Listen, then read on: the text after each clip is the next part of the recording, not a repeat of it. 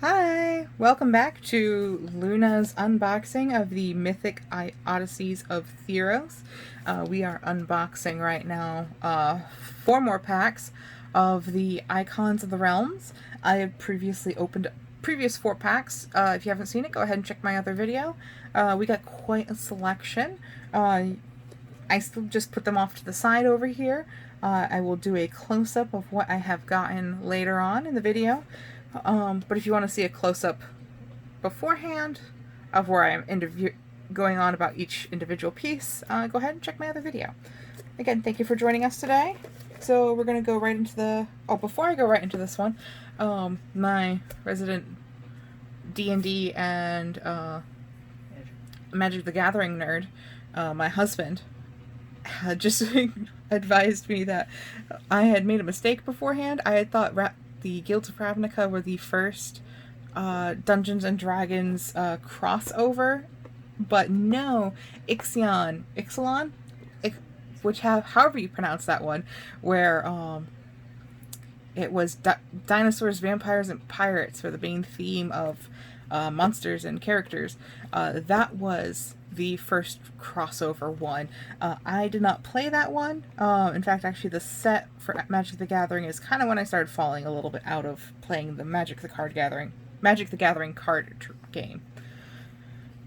Please excuse my dyslexic tongue. I'm going to be slipping up and switching out words constantly, so please bear with me. I didn't open these boxes, but I did cut the plastic on the side just to have a little bit more screen time. So I have not seen these blind boxes yet, so let's go jump right into it. And oh my god, I'm not sure if I can do this one. No. I don't like spiders, and I can see there's a big spider. No. I should stop complaining.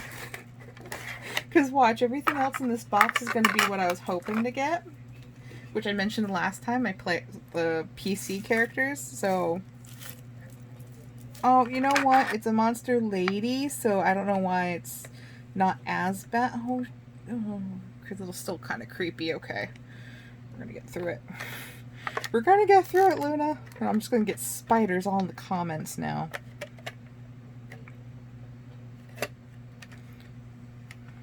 Okay, how do I get her out without breaking a leg?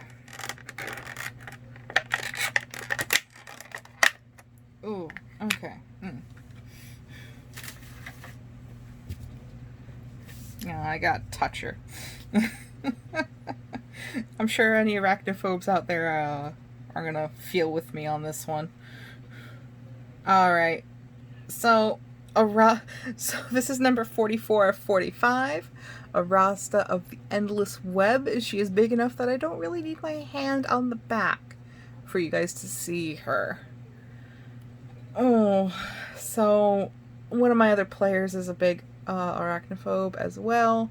I think 2 of them are, so yeah, when I saw her in the monster manual, I just kind of glossed over because I'm not sure if I can run something that I am afraid of. Or maybe I will, and I will just have to learn how to delight in my other players just being scared of it too. Little Schadenfreude, I think that's how you pronounce it. So big spider lady, not cute like in Monster Monsume or those animes. I am a lady of class. Anyways, so moving on, hopefully to something a little less freaky. Oh, yay! So we have a Minotaur Fighter, number 19 of 45. A lot less scary than the spider, at least visually speaking. I'm sure Minotaur Fighters are still scary on their own if you're not well prepared to come against them. So, my player, who this will be his stand-in for right now, even though he is not quite as angry as you would usually think of as a Minotaur fighter. He's kind of based his Minotaur Sona, I guess.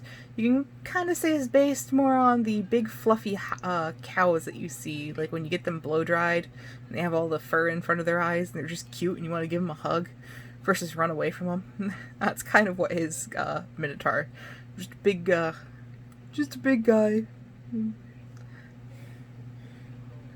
All right, let's see.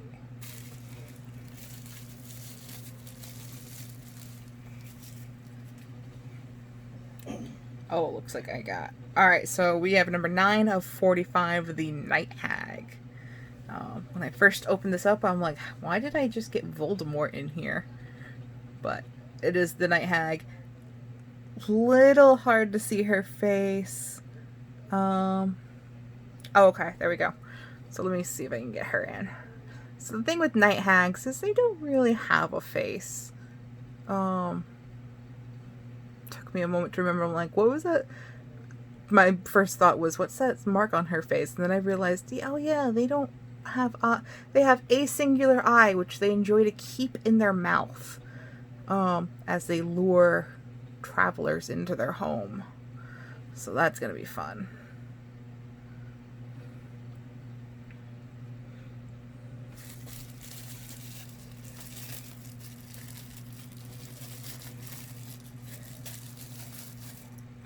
Ooh. And I got another puppy dog. Is what I call a puppy dog. The two-headed Cerberus. Number 11 of 45. So I already got one from earlier. I do not mind because I think he's adorable. And like I said before, I'm pretty sure one of my characters is going to try and make friends with one of these guys. And we're going to see how that goes. Because who can't resist a cute little puppy dog face? Alright. So we're going to make some more room for miniatures coming in. Take this one.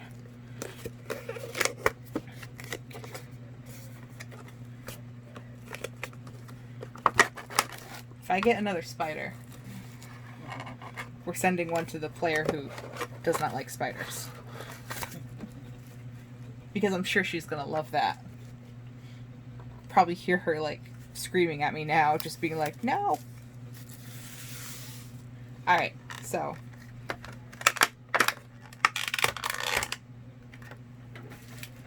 I really liked the artwork for this guy, and I'm happy to say that the miniature looks kind of just as nice. So we got the Fleece Mane Lion, number 26 of 45. And he is as described. He is supposed to be a bit more, not sparkly, but similar in the description I gave earlier, or in my previous video about the Nyxborn and the different nymphs. He is gonna, like the fleece sheeps, supposed to be made of stars a little bit, so I'm a little disappointed they couldn't get that, but that's kind of a lot to do on a miniature, especially pre-painted one. So I guess I can go that extra mile if I want to kind of add in some extra under highlight or dark, let's say under highlights,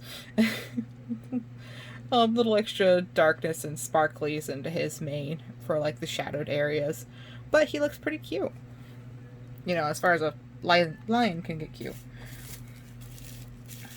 Alright. Let's see who we got for this one.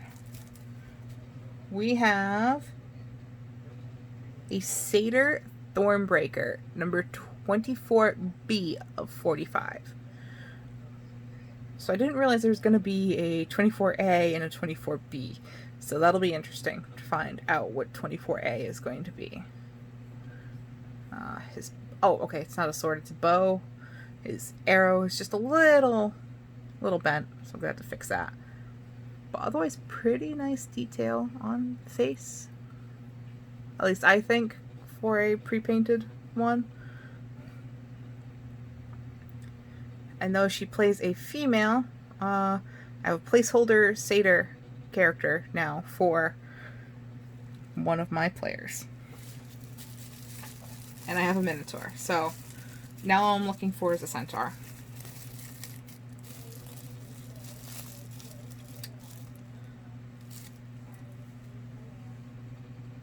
Ooh, okay, so I stand corrected from my previous video. I did not get all of the nymphs. I had forgotten that there is a dryad, or dryad. It's number 7 of 45. So now I think I have all of the nymph characters. Which this one, I think I have some little pieces of grass. I might go the little extra mile and try and put in some grass and some little extra tiny flowers around them. Just, you know, for my own personal enjoyment. It's nice, you can see their eyes are glowing. The spots of paint kind of make it look like it is part of the night sky. It's not as translucent as the other ones, it's pretty opaque, but that's okay.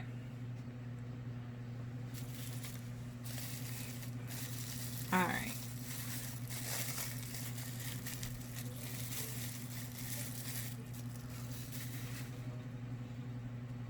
Oh, this one's pretty to look at, I say sarcastically. We have a Woe Strider, number 40 of 45. There we go. So look at the face that greeted me.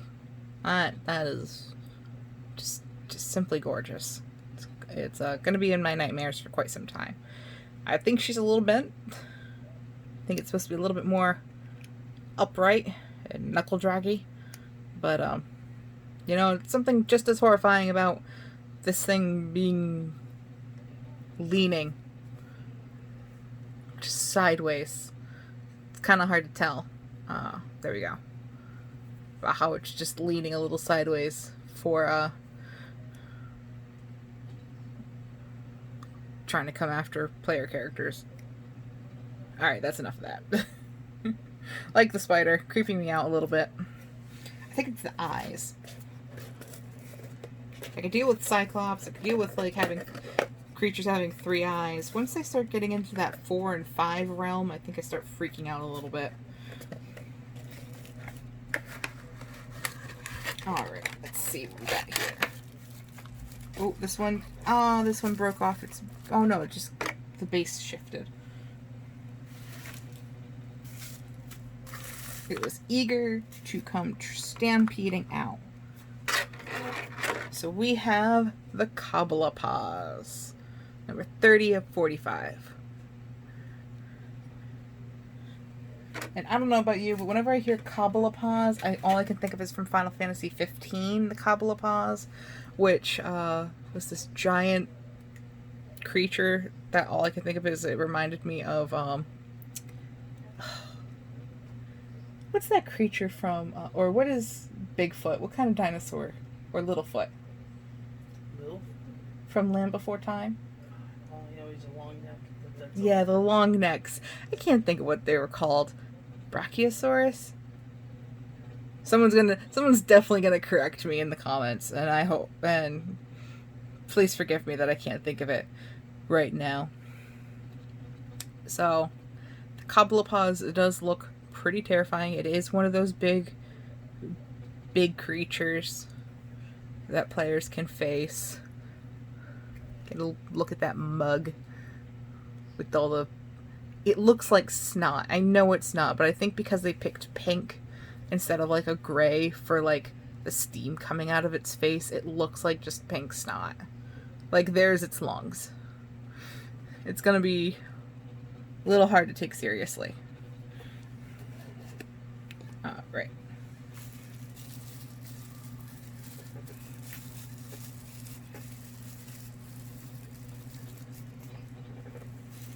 Okay. We have another Night Hag. I don't know why this one just looks a little sparklier than the other one. And she is. She's got a bit more white paint. She's a little more glossy than the other ones. Oh look, they can hold hands while they get murdered later in my campaigns. So I'll put them together. They can be sisters.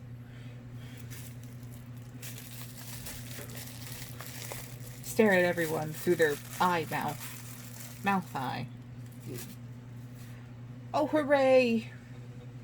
I got a Centaur Ranger So now I have one of all of the playable races.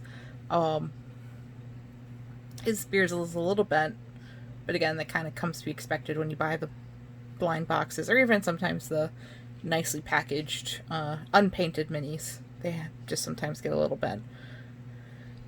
So I'm not mentioning humans about having them because I have a unpainted human paladin for one of my player characters.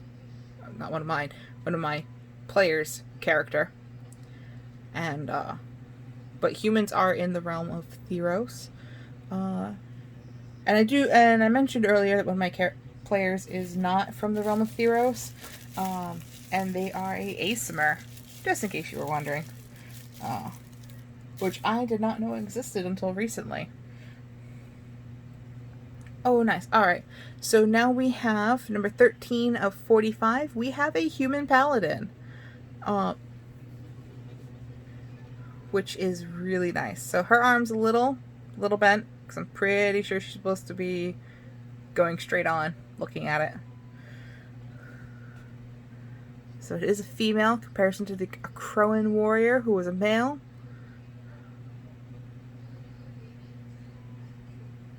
Nice and shiny.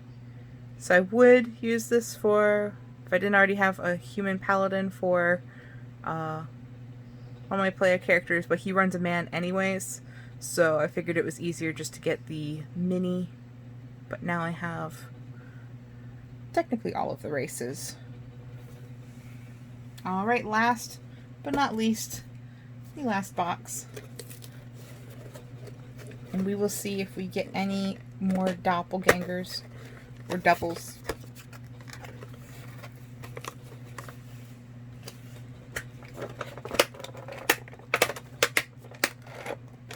Oh, this one's stuck in there a little bit. Oh, my big one just fits in here. Alright.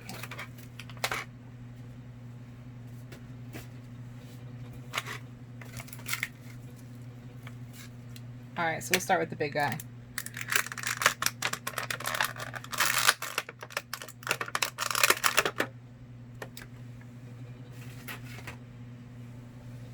Alright, and we have a Chimera. It's number 28 of 45. And it looks like your standard mythological Chimera. It is all white with a eagle head, well, actually it's not your standard Chimera, but it is a eagle's head, a unicorn head, and a lion's head with goat horns spiraling out.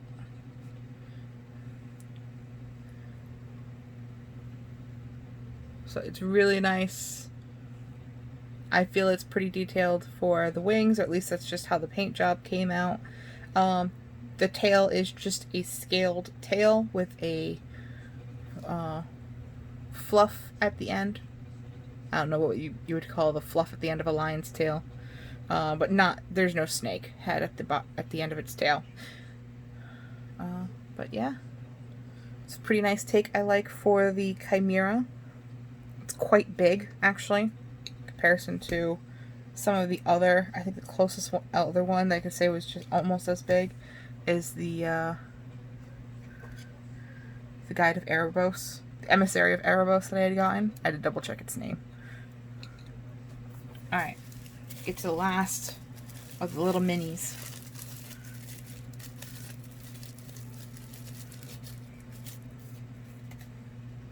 Ooh, yay! We have the Nyx Fleece Ram, number 12 of 45. So, it is so cute. Some of the purple paint did get up on the white portion of its fleece, but as I described earlier, it's supposed to be that anything that casts a shadow has this like starry night complexion, so it's kind of hard to do that as a miniature to get all of it. So one leg is painted white in comparison to the rest of them, while the top is where the sun would be hitting. Oop, I'm sorry, I was out of frame there.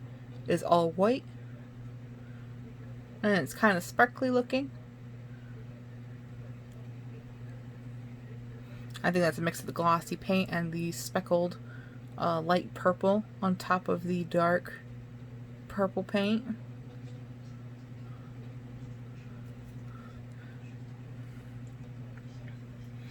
And I would talk a bit more about the fleece, but they are a earlier encounter, so I don't want to be spoiling anything for anyone that might be doing the modules. Alrighty, we have now Anathusa, the Setessan hero. She's number 36 of 45. Now, I do believe she has her own card in Magic the Gathering. She is the leader of, I believe she's the leader of Setessa, which is one of the big cities in the realms of Theros. Don't hold me to that one.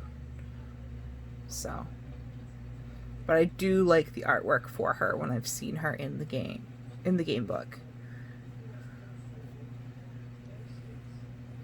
Alright, and the very last mini.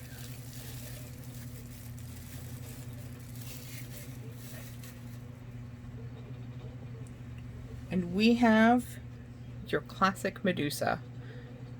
It's number 16 of 45. Because you can't have Greek mythology without one.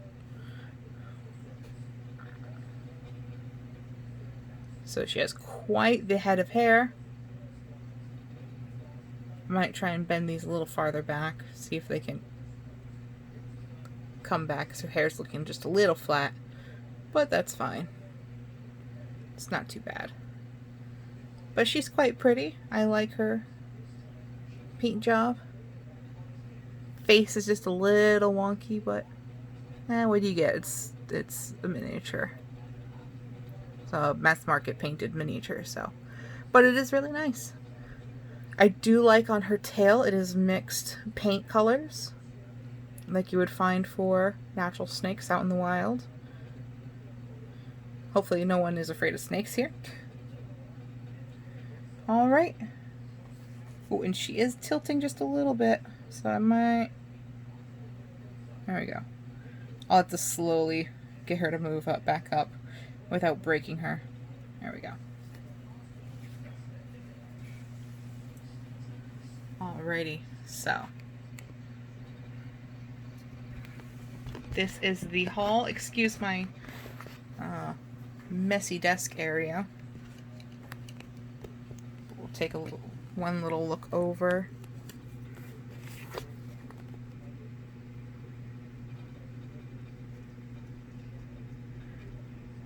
So the mix of the rares, commons, uncommons of the blind boxes.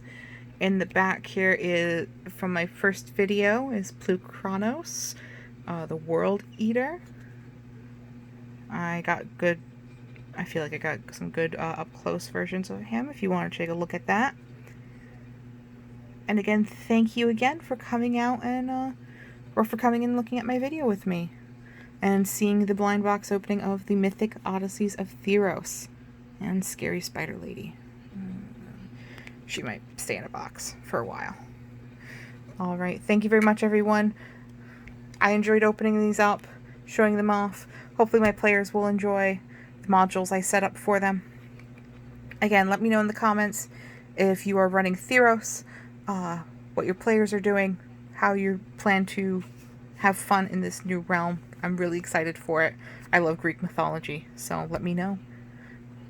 And let me know, what do you think of these little miniatures? Do you think they were worth the $15 price per box? Or do you think they were pretty good pulls? I haven't pulled blind boxes from D&D's compendium yet. Compendium? Yeah, from the Icons of the Realm. That's what it is. I haven't pulled blind boxes yet, so let me know what you think. And I will see you next time. Bye-bye.